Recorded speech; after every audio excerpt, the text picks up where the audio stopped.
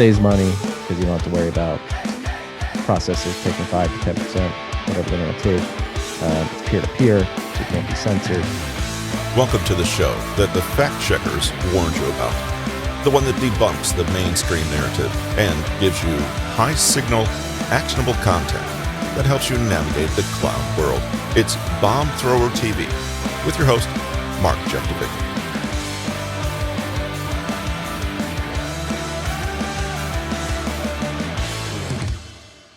So this is like the beginning of my podcast series. I've done a podcast series before, but and I've been on a few. I've been on your show, which was great. And now I'm going to launch Bomb Thrower TV, and you're one of my first guests on it. So thank you, Marty Bent, for coming on Bomb Thrower TV. I'm honored to be here. Yeah, I thoroughly enjoyed the TFTC episode that we recorded. Yeah, and that kind of with all the technical challenges we had to actually get today's up and running. We're doing this through Zoom, which is centralized Chinese malware, and we're hoping for the best.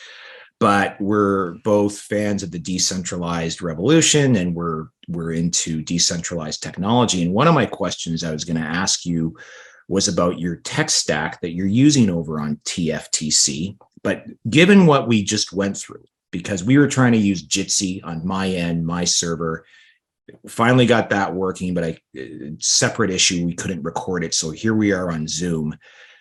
Tell me a little bit about your tech stack for how you run TFTC, and where do you think the world is in the adoption curve of decentralized tech and non-cloud solutions, or decentralized cloud, if that's a thing? Yeah, so we've got many different parts of our business. So we have to separate like the site and the written content, hosting. Then we monetize predominantly via Bitcoin for the website, and a lot of the podcast is monetized via Bitcoin as well. And then we have the hosting of the site content, and then the hosting of the podcast content. And I will admit upfront, it's not exactly where I want it to be right now, but it is getting there. So we'll just start with the front end stack, which I'm very proud of because I do think it's significantly robust to censorship attacks. I should be clear, nobody has tried to censor us or anything to date. We had our MailChimp, or we had our newsletter on MailChimp for 4.5 years, and they never gave us any problems, even though they were shutting down crypto newsletters left and right. We were a predominantly Bitcoin newsletter, and we never had problems there. But that lingering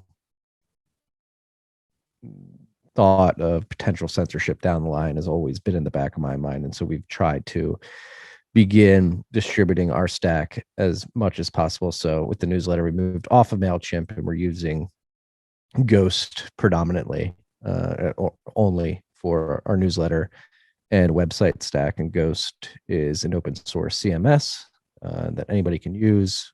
You can fork off and host it on your own servers. And that's where we're not perfect yet. We don't do that, but we are doing some things unique in where we host our content, which I think does inoculate us a bit, not perfectly, but I'll get to that. So we use Ghost as an open source content management system that we can hack ourselves, and we have hacked Ghost to inject BTC Pay Server, which is an open source Bitcoin payments processor. Great product. It's an incredible product. Yeah. We actually injected, we fully moved the newsletter over to Ghost this year, but we've been running our site on Ghost since 2019. And right out of the bat, we injected BTC Pay Server into Ghost back then. And so again, since Ghost is open source, you can really hack into their monetization, their layer, which is predominantly run by Stripe. If you get Ghost out of the box, but we found a way to hack into it and inject Bitcoin payments using BTC Pay Server, which is hosted on a node that we run and we control. And so all the invoices that are produced via BTC Pay Server on our site or in the newsletter are produced by hardware that we have access to and technically control, but we don't actually run the servers ourselves. We use a cloud service provider. We were using Amazon for quite a while, but recently we've transitioned all of our hosting from our Ghost content to the BTC Pay server, the Bitcoin full node, and the Lightning full node to a company called Nodl Cloud, which is a Bitcoin focused cloud service provider. So while we're not hosting the computers ourselves, just because I'm always on the go, we do have this studio, but I don't think I'm not comfortable with the internet here and the reliability of this physical space to host large servers myself. Would take up a lot of room in here. However, we did make the decision, okay, if we do have to host in the cloud, let's find some like-minded individuals running a cloud service provider that are less likely to censor the way a Google or an Amazon would, and that's Nodl. So if you go to nodl.it, that's their site, and they're a group of Bitcoiners, two Bitcoiners, Laurent and Michel from France, who are building basically a cloud service. They're locking down server space in a geographically distributed way across the world. So they are the ones operating our servers for us.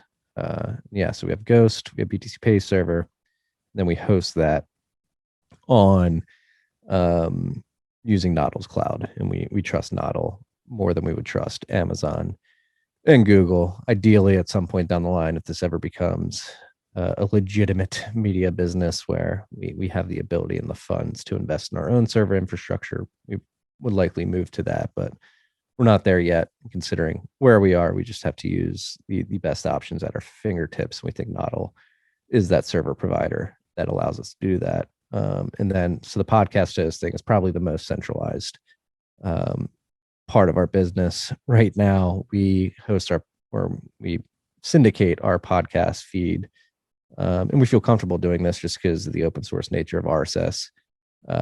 It's really hard to attack podcasting, but right now we feed our audio and video files via Anchor.fm, which is owned by Spotify. However, if we wanted to in the future, BTC Pay server actually just added a podcast server to their stack, and so we could easily begin hosting via our BTC Pay server hosted at Nodl at the snap of a fingertip. Right now, we like Anchor, even though Spotify is very centralized for some reason or another. A lot of our listeners listen on Spotify, and using Anchor is the only way we can get the video version of our podcast onto Spotify. And so people like that, we decided, all right, like if you want this, we'll do it via Anchor. But we always had the ability within a day's notice to switch our RSS syndication from another to BTC Pay server if we want to. And then people on Spotify just want to get the video.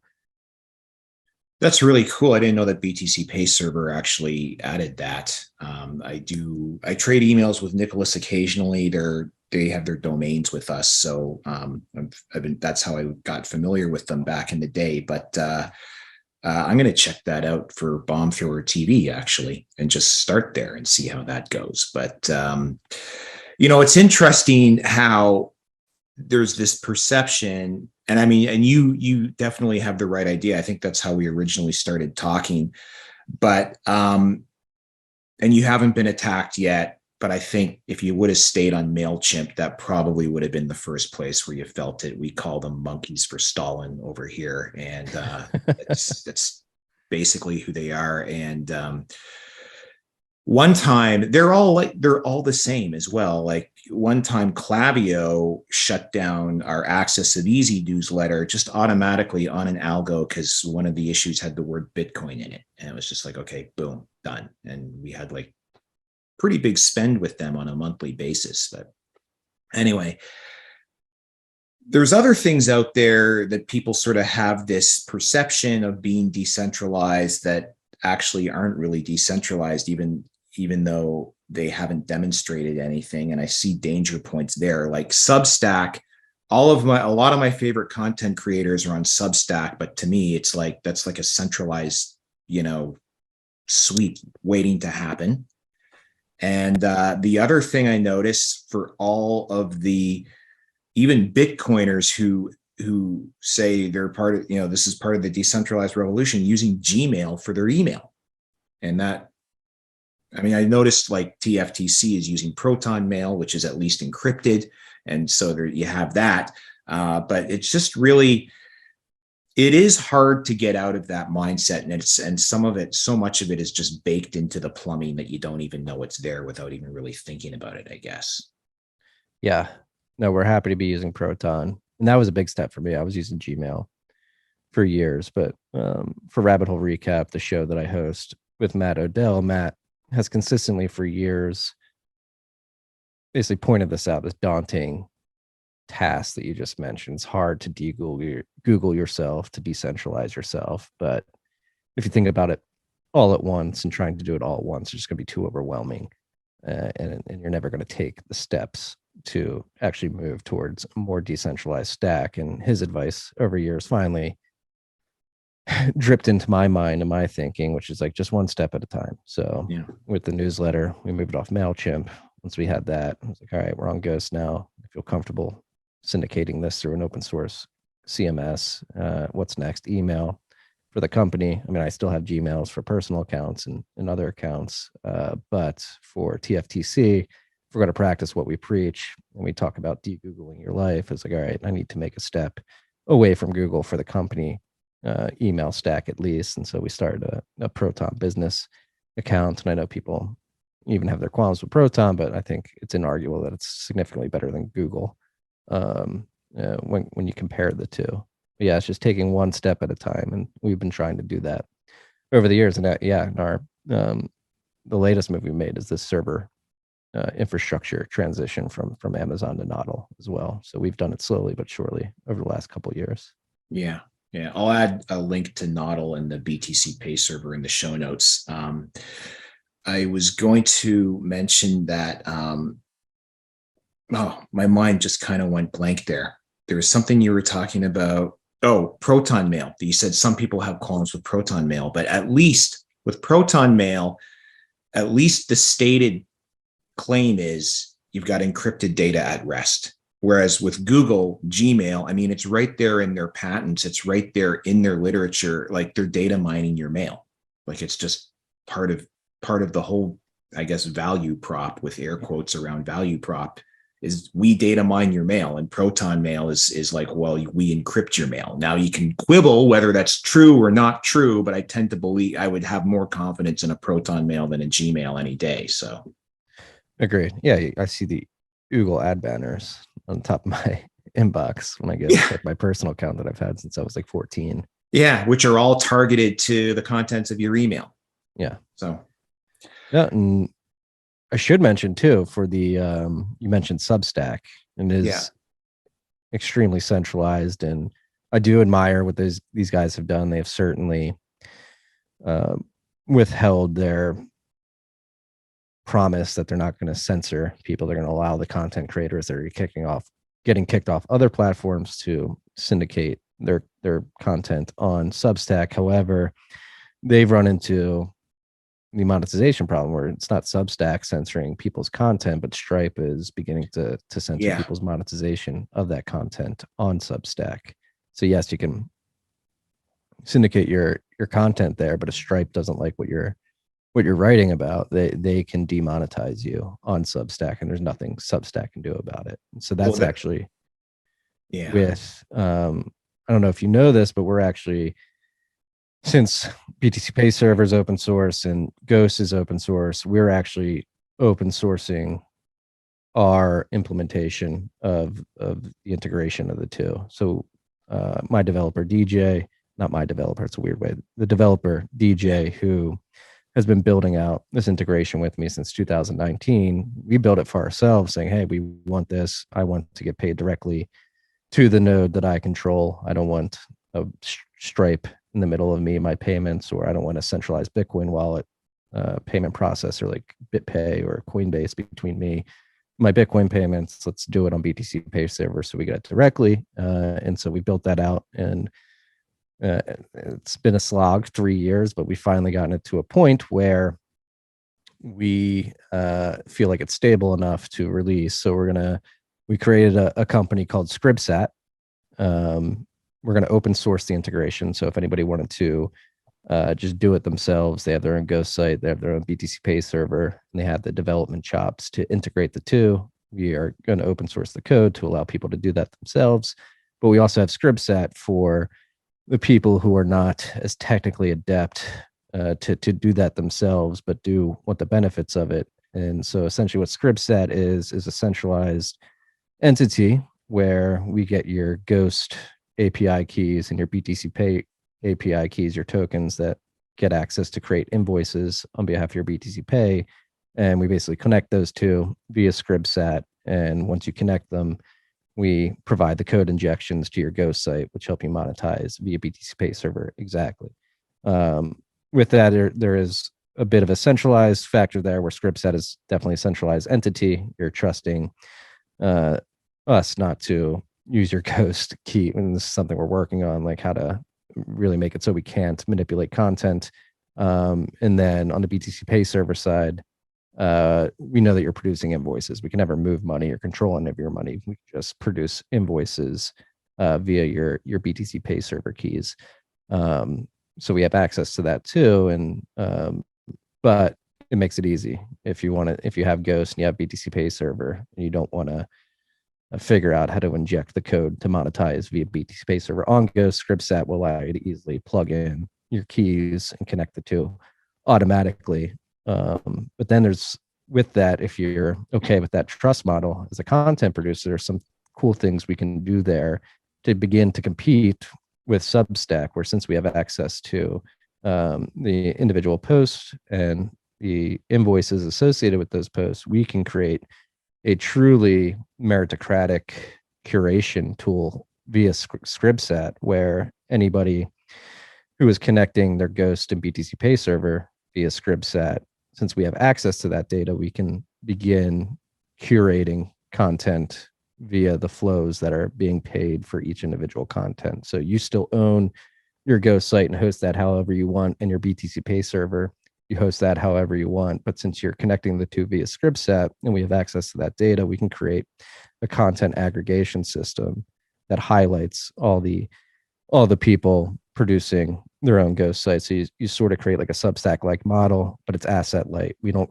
host any of the content or the servers. We just have access to connecting the two. And with that, we can create a Substack like entity that curates different types of content from different individual Ghost sites on the web. Now that's neat. I'm going to look at that, because one of the things that I've been hammering on for years, and I tell as many of my customers at EasyDNS as I can, is you want to start taking Bitcoin payments at your business, right? This is what you want to start doing. That's actually how I accumulated my entire HODL, was just by taking Bitcoin payments since like 2013. And so what we weren't a web host until maybe 5-6 years ago. We rolled out Easy Web, and then now and Easy Press, which is managed WordPress. But the VPSs came out in the last couple of years, and what we're doing now, and we've got a couple beta users on it, is just a commodity VPS, whatever you want underneath, Linux, Debian, CentOS, whatever, and then BTC Pay server on top. And then so what's happening now with our two test cases is they developed their own API hooks from scratch into these units, because they had their own, proprietary setups. Like one's a courier company and coming off of, I think, a Windows thing. So it was like, we've got to develop our own hooks, but at least BTC Pay server is open that they can do that. But what you're talking about with ScriptSat, especially more for content creators, looks pretty interesting, where, especially if you've got the Ghost already set up and you can just start loading your keys in and having access to the ability to be doing that sounds really empowering. Yeah. And that the beauty of this model is, like, you still own your content at the end of the day. Like, you're not hosting it on ScriptSat. We just have access. Basically, like, read-only access is what we're trying to get to. To be frank, it's just me and DJ building this out, and we plan on throwing fuel on the fire right now. The way the key structure, like, we do have write access, but we wanted to eliminate that. We're working on on creating that. But yeah, ideally at some point we get read-only access to your Ghost and we connect it with your BTC Pay server. And then you can imagine a world in which many individual content creators are taking advantage of the utility that Scribsat provides, which is we'll just connect the two and do the code injection so you don't have to do that manually. And then with access to all that data from hopefully thousands, tens of thousands of different content creators, we can begin to create like a Zero Hedge or a Drudge or a Substack. But you can have a meritocratic curation system that has the best articles rise to the top, and the best articles are those that are having the most sats flows to Right. them. Right. Because the key differentiator here is this is all basically user, if you want to call it donation or payment or whatever, people are sending sats to read these articles. It's not an ad driven model. Exactly. And so that's the beauty of Bitcoin in the Lightning Network specifically is, I mean, what we built at TFTC, our first model, it's just like a proof of concept. We might change the pricing, but I wanted to prove so Ghost allows us, if you want to read, you can get like a preview of the article, and then below the preview you get your typical subscribe now. If you want to subscribe and pay a monthly fee or an annual fee, you can do that, or you can just buy this one article. And I just had this idea in my mind, like I would love to bring back like the 25-cent like gumball machine. Like, could you apply that user experience on the web with content? Like, so for our paywalled content, it's only 25 cents. You pay us 25 cents worth of Bitcoin over the Lightning Network. You put a quarter in the gumball machine, you get the content. And we've had much success with that. We found that people are willing to pay a quarter, and they much rather do that actually than subscribe monthly or annually, because they don't have to give us their email address. They don't have to give us any payment information. They don't have to worry about like topping up a wallet or anything. They can just consume as they go. If the invoice is paid, we recognize the IP it's paid from, and you can consume that. You can consume that content while you're surfing the web. And is it a full paywall? Like if you don't drop the quarter in the gumball machine, you don't read the full article, or is it like voluntary? It's full paywall right now, but that's not the only model. You can do voluntary. Yeah. You can easily add like a podcasting 2.0 like boost button to the page, which we're working on as well. Yeah, we're experimenting. It's very early on, because that's it's still like the user experience is a wide open canvas. We don't really know at scale what is the best model. Maybe it's the pure paywall where you pay a quarter, or maybe it's giving it out for free and then trusting a minority of your readers to drive the revenues because they like it so much, the super fans, if you will. But that's the beauty of this open source technology, is you can create these different experiences and experiment with them. So this is really like bleeding edge what you're doing on decentralized content systems. But I mean, am I right? Your base layer, your forte is from the mining side of the business, right? No, I got into content before the mining. The content the mining. But yeah, I'm heavily in the mining as well. I was going to switch tracks there because there's this perennial objection to Bitcoin mining with the climate hysterics and the global warming thing, and with the recent Ethereum change from proof of work to proof of stake.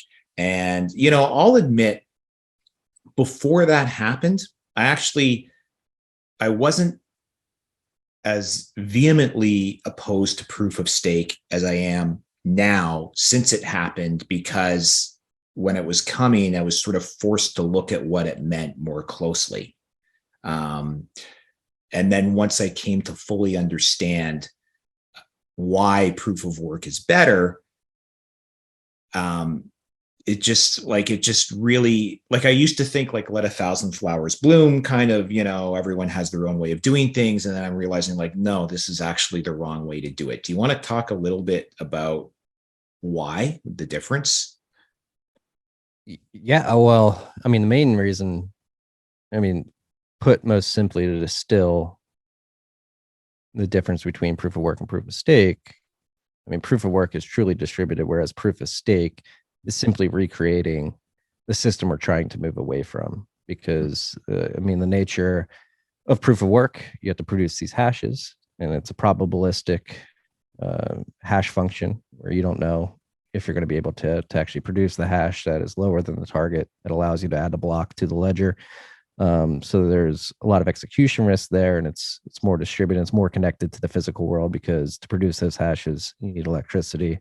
For the electricity, you need energy. And so there's a lot of execution risk on the front end of producing the hashes that make it so a lot of people are going to fail, and a lot of people are going to come in and out. And so it's more distributed from that perspective. Whereas proof of stake, the consensus is driven by the amount of stake you have in the network. Literally, how much capital can you get to accumulate, using Ethereum as an example, enough ether to become a validator, and then you just lock up your ether in the staking mechanism, and you just make money for free because you're validating the chain. You're taking the fees and the inflation on top of that. If it turns out to be inflationary, that's still yet to be determined. But long story short, those who can aggregate the most capital in a proof of stake system are going to control that system at the end of the day. And this is, for Ethereum specifically, this is something Matt and I have been talking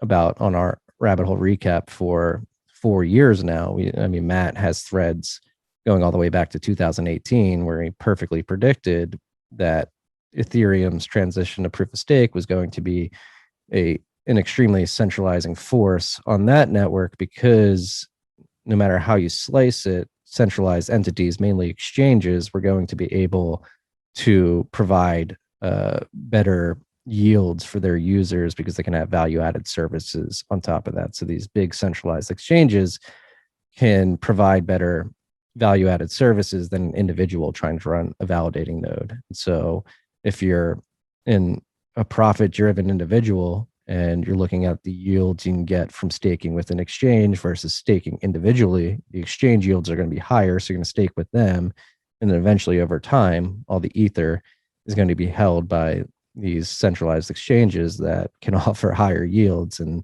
we're only about a month in to the transition from proof of work to proof of stake for Ethereum. And I believe I saw a tweet earlier this week. It's already hit 50% of the validating nodes are OFAC compliant regulated exchanges or entities. And so within a month, that thesis is proven to be true. And it's not only the higher yields that lead to the centralization factor, it's the execution risk on actually running a validator, which isn't easy for your layman. Whereas in Bitcoin's proof of work consensus, that is really driven by very specialized computers, ASICs, it's much easier. You simply plug a computer into the wall or into a generator, whatever it may be, connect it to a pool, and you're automatically running. Whereas with proof of stake, you have to run all these very specific conditions to make sure that you're not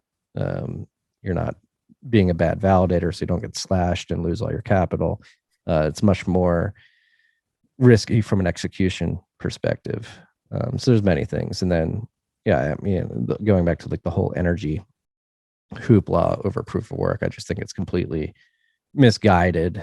And even stepping away from Bitcoin and Bitcoin's proof of work, just the whole debate around energy in society right now is completely asinine. And we live in a clown world society where people don't actually have any attachment to reality.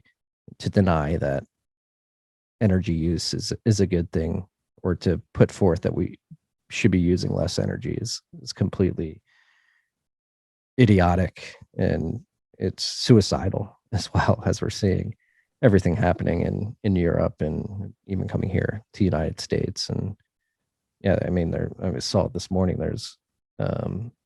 They're already fuel rationing in France, which is driven obviously partly by the war that's going on, but This problem started decades ago, and the transition away from fossil fuel started. Yeah, I saw that in France, they had police officers checking cars in gas lineups, and if you have too much fuel in the tank, they're sending you away so you Yeah, can gas up. I think what people don't get about criticizing Bitcoin's energy usage is that if you consent to that in a moral or philosophical way, it's like, oh yeah, we should do something about Bitcoin's energy usage because it's bad. Let's say you accept that premise. You just put all individual energy usage on the table. Like if Bitcoin energy usage is bad, then what about F1 formula racing? All they do is go around and round and round in circles. What does it accomplish? Nothing. Well, let's get rid of that then. And let's get rid of this TV show because it doesn't. So, I mean, people don't realize that you're actually submitting all energy usage to judgment by whom or on what criteria, no one knows, if you accept that premise. And I think the other thing that you said, that reducing energy usage, I mean, it's kind of anti-human. There is a difference between energy conservation or efficiency and energy usage, I think, right? Because I think the story of human progression has just been denser and denser energy mediums all the way up the scale. And now we're trying to like step that backward to less dense energy systems. Yeah, it doesn't make any sense. And I completely agree. There's this conflation that more energy use, this is what the environmentalists will use and the climate hysterics, more energy usage equates with more waste, which isn't true. This is actually the beauty of the Bitcoin mining industry and proof of work is what we're finding, and I've seen it firsthand due to the operations that I'm involved with, is that Bitcoin mining as a mechanism drives insane efficiencies across the energy sector. And this is purely driven by economics and profit incentive, where Bitcoin miners want to drive their all-in cost of electricity down as low as they can possibly get it. And what you find is the only way to do that is to go find where energy is being wasted or where energy is stranded. And that is what provides you with the lowest cost electricity. And so, like, my experience personally in the mining industry, I'm focused on the oil and gas sector specifically. My first foray into mining with natural gas was working for Great American Mining, where we were going to upstream oil and gas wells where they were flaring insane amounts of natural gas because the gas didn't have a pipeline to get to market. And since they didn't want to leak methane into the atmosphere, they literally just set it on fire. And so as Bitcoin miners looking for low cost electricity, we found that provided us with an opportunity to show up on the upstream oil and gas wells and say, hey, don't flare that gas. Let us run it through generators that will power our miners, and we'll mine Bitcoin. We'll stop wasting this natural gas. We'll actually turn it into economic value in the form of Bitcoin. And since then, my experience in that oil and gas has only expanded, where personally, after Great American Mining, I started a company with a friend of mine, and we're going up in Appalachia here in the United States and finding stranded natural gas wells that were drilled a decade, 2 decades ago, where a lot of these wells were part of a shallow oil shale. And basically oil and gas companies would come in, they'd only care about getting the oil out. And so they drill the well, and you'd have the oil and the associated gas, and they'd take the oil out, and then it would run dry. And they never built pipelines for the gas to get to market because it wasn't economical. Natural gas prices around that time were hovering between like $1 and $2 an MCF. And so it literally didn't make economic sense to invest in the pipeline infrastructure to get that gas to market. So they would just get the oil out and then cap the gas and leave it there. And so in Appalachia and many other parts of the country, there's these stranded natural gas wells that are a product of this type of oil extraction. They're just sitting there, and some of them are leaking methane, and all of them are being wasted, where you have the ability to do something with that gas.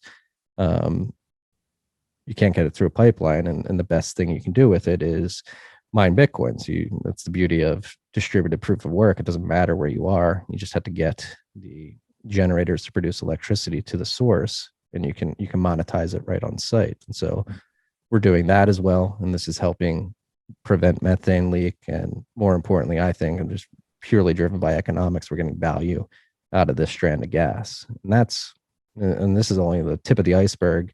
That's off-grid operations. And then when you talk about on-grid operations, it's like if you have a built out grid system, these grids only are designed to service peak demand. And so you build a grid big enough to produce electricity and deliver electricity in the middle of the summer, in the middle of the winter, when it's hottest and coldest, when people are running their air conditioners and heaters. But outside of those peak demand periods, you're still producing the same amount of electricity. And so a significant amount of that is being wasted. And so Bitcoin miners have the ability to come in during those off-peak demand times, which make up most of the year, to actually give value to those utility providers by providing a revenue stream in the form of Bitcoin mining. And so all this gets back to the fact of what we're saying. Like, yes, you don't want to just create energy to create energy. You want to make sure you're being as efficient as possible. And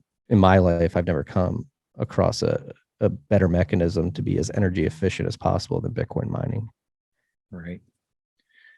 I have a neighbor a few doors over in this, and he came out of the hydro business in, I think, North America, not just Ontario. But we were at like a cocktail party one night in the neighborhood, and he was telling me about, there's tons of energy in the world. We just can't get it to where it needs to be. And the one story he told me, which sounded urban legendish, and I kind of pressed him on it. And he's like, no, this is really, Niagara Falls pushes water back up the falls to vaporize excess energy production. Like they have to, like, to your balance point, out their load. Yeah. To balance out the load when it's off peak. It's like, we can't send this electricity anywhere, so we'll just pump water back up Niagara Falls to just use the energy up. Yeah. Man, you got to put some Bitcoin miners in there. Exactly. So that's that's a loss right there, Yeah. right? Like you're literally spending money to build infrastructure to carry the water back up just so you can use that electricity. Where imagine if you didn't have to do that, and you can actually, instead of having an expense on your business, you can turn that into a positive revenue stream. Yeah. Yeah. And so, I mean, it's this energy cost in my mind that actually gives Bitcoin its value. Like this whole backed by nothing thing, I just find is only from people who haven't even done like even the most rudimentary dive into this, because I think for anything to have value, there has to be an economic trade-off involved in doing it.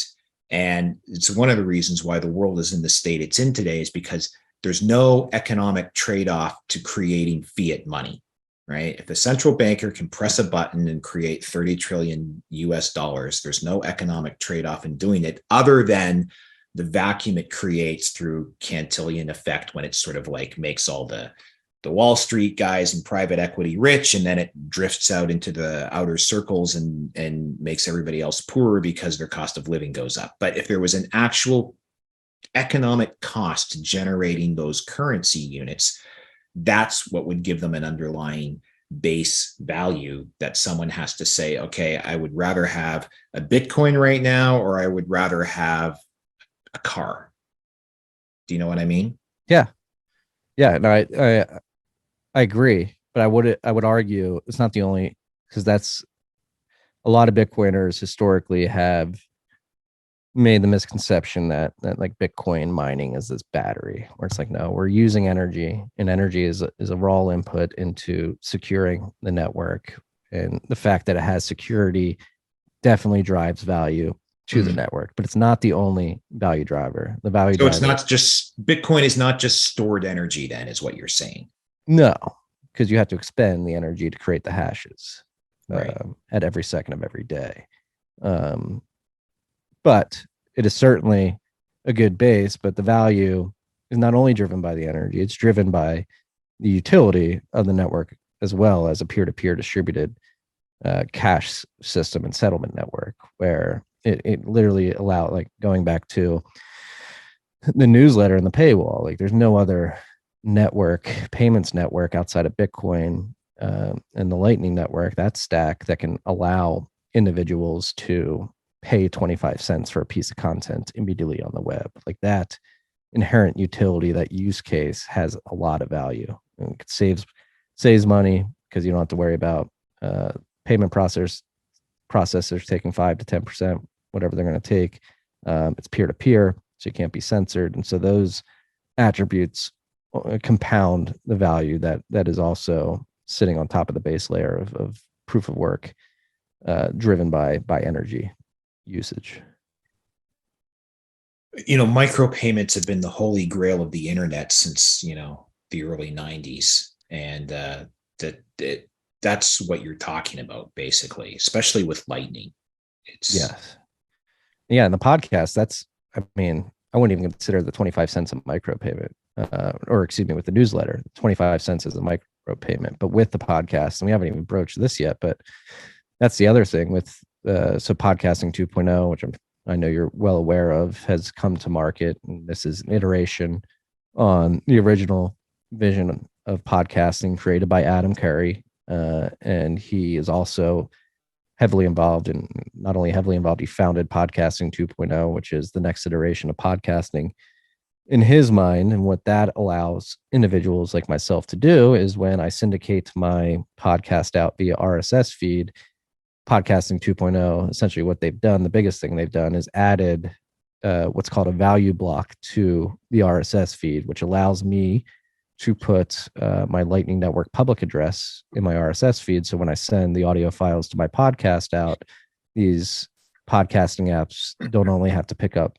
the file and the information on the file, now they can pick up my Lightning address too. So any individual who's listening to TFTC or Rabbit Hole Recap via a podcasting app that is Podcasting 2.0 compatible, and it's Podcasting 2.0 compatible because it has a Lightning wallet within the app, anybody listening via these apps can stream myself, Matt, our producers, our developers, Satoshis immediately and in real time, and they get to set the price. And so the newsletter example was 25 cents for a newsletter article, and right now that's about I want to say 1,200 Satoshis, maybe 1,250 Satoshis. But with Podcasting 2.0, like I can show you my phone right now, we probably have people streaming us like 1 sat at a time, which is a fraction of a penny. And again, going back to the inherent utility that Bitcoin provides, in Lightning specifically, like we're sitting here right now and you can see that. Right. It's a little blurry, but I do see stuff there. Yeah. But yeah, so you're saying like it's 157 right now, and I just got a payment. I just received 2 sats, which is a fraction of a penny. You can't do that over Visa. You can't do that over MasterCard. And again, that's going. So this wallet I just showed you is connected to the full node that I control, and so it's going directly from my listeners to my wallet. I don't have to go ask Bank of America or Stripe or Visa or MasterCard or PayPal to release those funds to me.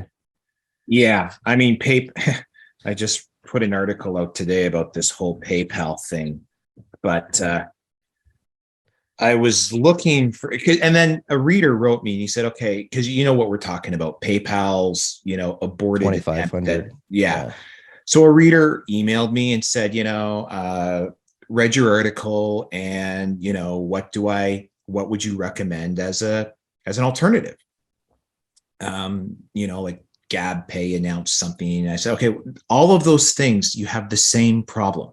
Whenever you have to trust another intermediary, you have the same problem, because the rules can change with those intermediaries, or their whims can change, and they can, they may say they're not going to censor you today, but that may change tomorrow. And so the only true solution to it is to switch the protocol, like switch the structure of the underlying system, so no one can do that to you.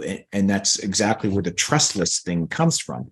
Sorry, I was looking for a diagram. We were talking about this whole micropayment thing. You introduced me to Jared from Get Mash. From Mash, yeah. And I just kind of had this brainwave after I talked about it, where I thought, you could use existing email, right?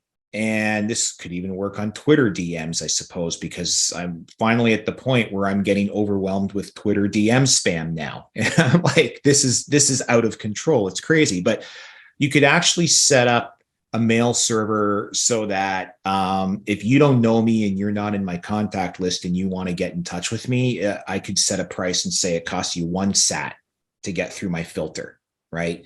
And until that, the email server is just going to soft bounce it all and just send it all back to you. But until, you send 1 sat or 10 sats or whatever, you get through. And then if I accept the message and say, okay, I grant permission to this person to be able to email me, then you're in my contact list. And then my mail server is just going to whitelist your mail. And these are the kinds of, like, when I think about this and Lightning, it really, it can completely change the nature of the game entirely. It can save these old protocols from all this huge level of noise that's underneath all of them. Yeah, I'm sure you just saw me on my laptop. I wasn't distracted. I was looking. No, I saw that. Yeah. This product was built already. Go to vida.page, vida.page. Lyle Pratt is actually a developer here in Austin, and he's a big Bitcoin and Lightning advocate. He has transitioned out of the telecommunications industry to focus on building vida.page and Vida. And this is exactly what you're describing. So, like, I have a Vida profile and I have a similar problem where if I don't want to answer DMs, I can just push people to Vida and I can see their messages. And if I accept their message, they pay me sats right away. And then this is a Twitter thing. No, it's agnostic. You can do it with phone calls, you can do it with text, but interesting. I'm going to look at that. I'll put that in the show notes too. Yeah, you can do it with gaming. That's the beauty of these open protocols, Bitcoin and Lightning. Like, you can inject it into everything. So this is interesting. It comes back to when I think when I was on the tail end of my conversation with you, when I was on your RIP. And I sort of was thinking out loud, like, what happens in the future if hyper Bitcoinization actually takes place? Wouldn't that grind? I used to worry that would grind money velocity to a halt because no one would want to spend their Bitcoin. But with Lightning, you see this almost, it's almost like a lubricant or a fluid that sort of floats on top of all these protocols, and the amount involved is so small on an individual transaction level, but you get so much signal in exchange for the small amount of sats that you would actually see a lot of the money velocity, I think, diffuse down to those ultra fine, ultra small Lightning payments just flitting around that are just sending. They're almost like headers that says the message or the payload to follow is actual signal, not noise.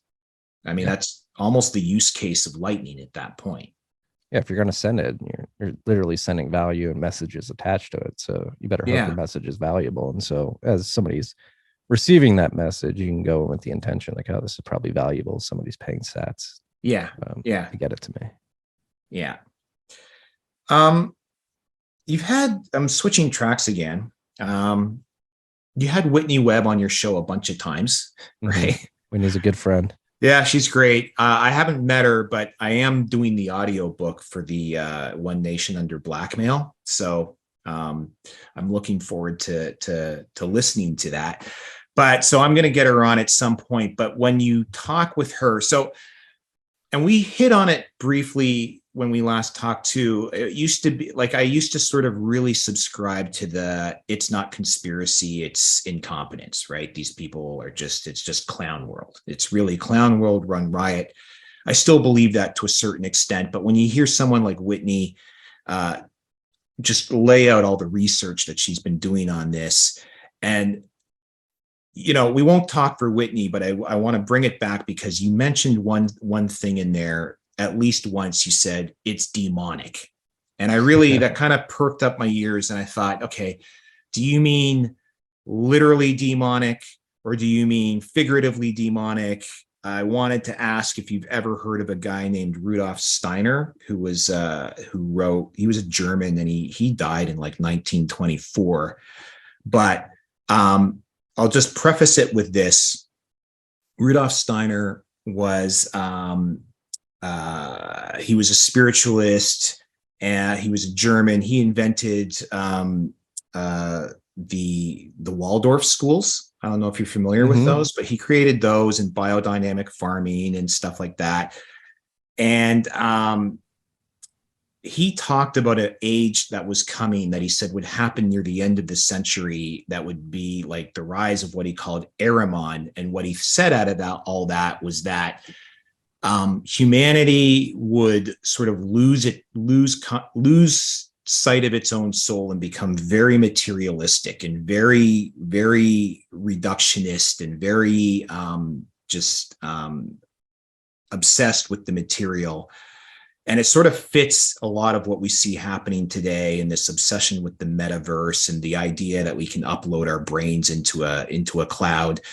And so I just wanted to, I mean, that's sort of the basis under what I've been aware of that made my senses perk up to when you called it demonic, to sort of say, well, what exactly do you mean by that? Yeah, it's hard. So I believe in good and evil. I believe that there's good. I believe that there's evil.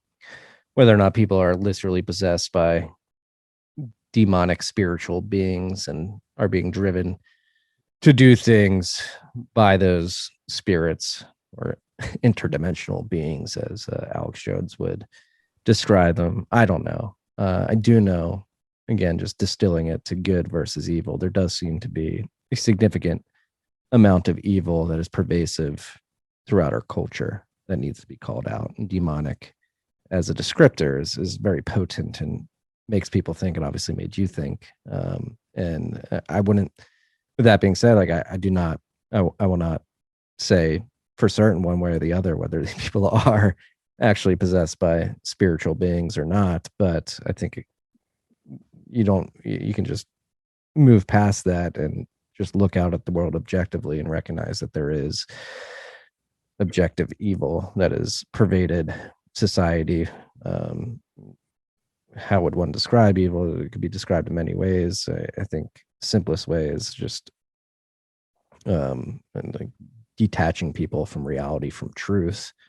And a lot of what drives our culture these days, I really got into, it really got me thinking about this, was the music industry. It was like 5 or 6 years ago. My wife and I, we had her Jeep Liberty that she had from high school, and it didn't have an aux cord or Bluetooth. And so I had to listen to the radio, and I was listening to like the top rat hits radio in New York City. And I was driving a lot at that time. And like the one song that that was like the top hit at the time was called Mask Off by Future. And the song, like literally the refrain of the song is like Percocets, Percocets. It's just like this demonic drumming of like trying to, it seemed to me that like it was just trying to incept this idea that people should be taking Percocets into the minds of the masses listening to the music. And it was just that medium, like radio, where any child, teenager, young person, adult could tune in and just have this droning Percocets, Percocets, Percocets, always seemed weird to me, demonic, evil. That is what was being pushed on the mainstream.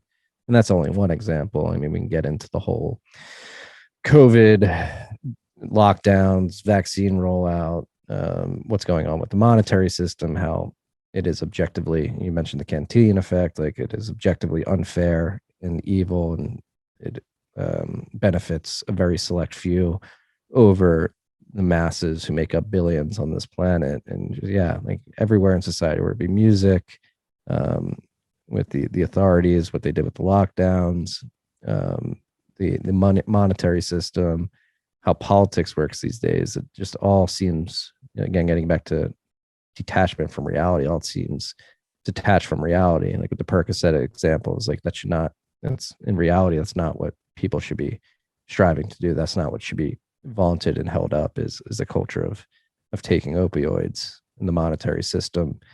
You can just print monetary units out of thin air that have no attachment to reality. That's very far away from truth. And then politics, And the COVID lockdowns, driven by those politics, like these select few people literally could not make good decisions because they don't have access to the granular information necessary to make actually educated decisions about what happened then. And so that's another detachment from reality.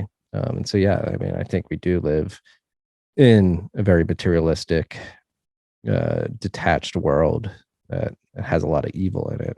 And that's, I don't know if it's why I decided to get into Bitcoin and focus. It actually is why, because I was radicalized in high school. I was a senior in high school in the fall of 2008 when the financial system was going to shit. Just so happened to be taking an elective economics class, and our teacher, I think it was like a hardcore libertarian. I went to an all boys school, and he was like, "Gentlemen, like this is not good. What's happening right now? It's not just. It's not right." And so we actually went and like dug through the TARP bill and really got into the nature of bailouts. And at 17 years old, I realized with the financial system and the monetary system specifically that something was really off, that it wasn't fair. And so I went into college with like a know your enemy mentality and studied economics to better understand that system. And then when I found Bitcoin, it just really clicked with me, like, oh, this is the solution to this form of evil. And that's why I've dedicated my life to it over the last decade, is because I do think, again, there's humans are detached from reality right now, which is driving a lot of evil. And we need to get back to bring good into the world. And Bitcoin is a great avenue through which to do that. It's interesting that it was a libertarian teacher in your school that, kind of radicalized you, because there probably aren't that many libertarian teachers left in the school system anymore. Well, luckily I went to a private school, so yeah, we paid for the good education. Yeah. Well, we send our daughter to a private school, and it's not as bad as the public schools, but so she's taking economics now, and we're at parent teacher night the other night, and she said, "Oh, Dad, meet my economics teacher." And I'm meeting her economics teacher, and I'm saying, "Yeah, I'm just trying not to get going. Like, just don't get me started. Don't get me started on stuff." She's like, "Well, Dad, tell them about the stuff you tell me about."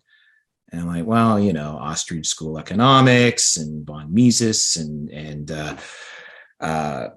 Hayek." And then her teacher says to me, "Are you from Austria?" Oh no. I'm like, "Oh my God." And, I'm like, okay. But I was radicalized by a libertarian, the guy who actually who was the first president of the Canadian Libertarian Party, Zig Peta. And I still talk to him today all the time.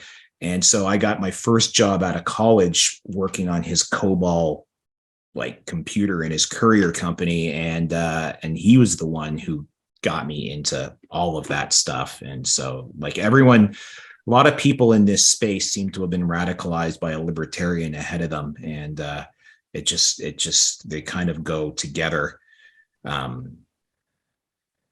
Almost. I mean, it's, what do you call it, libertarianism or Austrian? I like to lean on Austrian economic theory. I think that's the problem with the evil in the world. It's just driven by the fact that we have central planners trying to micromanage a global economy, a society. And just what Austrian economics teaches you is that it's just not tenable. It's going to collapse in of itself, because if you believe in information theory, you cannot centrally plan a global economy, or you can even deduce it to the US economy. It cannot be centrally planned because it's not going to work. The people centrally planning the economy don't have access to all the information or the best information. And most importantly, even if they did have the information, they wouldn't be the best deciders what to do with that information. The people on the ground with the problems with the information are the best to solve those problems. And so just using a simple complex system heuristic of complex systems are inherently grassroots and emergent, the whole society that we've erected today, whether it be in the political realm, the monetary realm, the financial realm, is completely top down. And all these realms are supposed to be emergent complex systems, and they just don't have the ability to thrive as those types of systems with all the central planning in every different area of our life. Yeah, I think central planning only has one capability, and that's to exacerbate all solutions they're trying to solve. Like that's the one thing they can do. And our superpower as humans is really adaptability. Like these systems emerge and then we just figure out ways to deal with whatever is happening. So. Yeah. And you can only adapt if you are able to use the information, your local information, and then use that to change your local surroundings. And with central planning, you don't even have the ability to do that. I think that's what I won't keep you much longer, but I think that's what really, like, if I wasn't already radicalized before COVID, it's what really did me in during COVID was I just felt so let down by the policymakers and the media, right? Where it's like, I can't even trust the media. I can't base a decision on anything that's coming at me through so-called mainstream channels. I can't use any of that information. I'm not saying I know better than the experts or that I'm a genius. All I'm saying is I have to make all of my decisions in a tunnel, like with blinders on.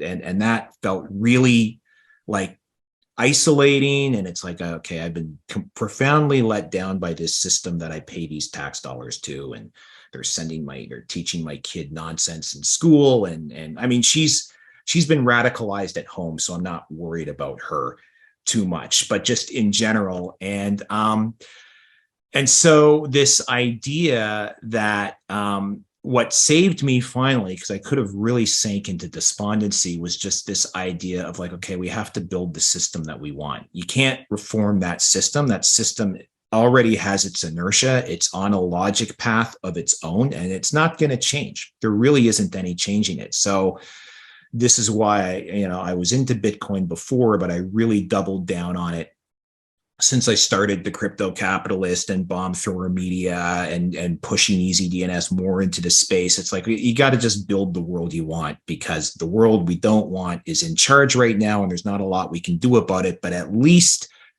they can't control reality, even though they think they can. So at least over here, where we're like seeking out better information signals, we can at least deal with the consequences of reality being ignored with better information and better community networks and that sort of thing. Yeah. And the tools we have at our fingertips are the most potent tools that humans have ever had access to, particularly open source software. We can build, not only can we build, but we can build really fast. I mean, it's pretty insane. Yeah. How quickly Bitcoin has gotten to the state it's in today, even though all the talking heads in the financial media will say it's a Ponzi and it doesn't work. I mean, if you're in the space, I'm using podcasting 2.0, I'm injecting it into my newsletter. It works, and it's only getting better, and it's getting better faster as more and more people recognize the utility and the ability to build on it, despite the naysayers in the media. And that's the beauty. I mean, it's the famous Buckminster Fuller quote: like, you're not going to change an existing system by changing it from within. You have to build a completely new system external to that system, and then that's how you get out of it. And that's exactly what we're doing with Bitcoin and all these other tangential distributed projects. Yeah.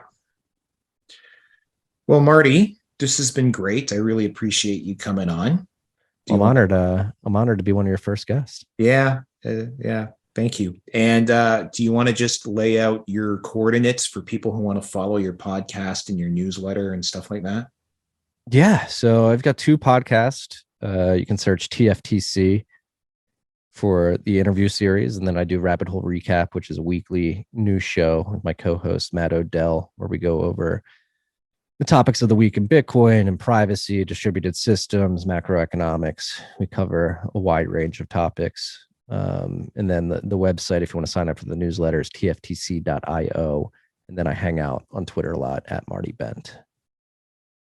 Cool. Yeah, that's how we met, on Twitter. Couldn't believe it was really you at first, because so many fake Twitter profiles are out there. But yeah. How's your trade going, sir? All right. Okay. Thanks, Marty. Great to talk to you again. Thanks, Mark. Appreciate it. Thank you.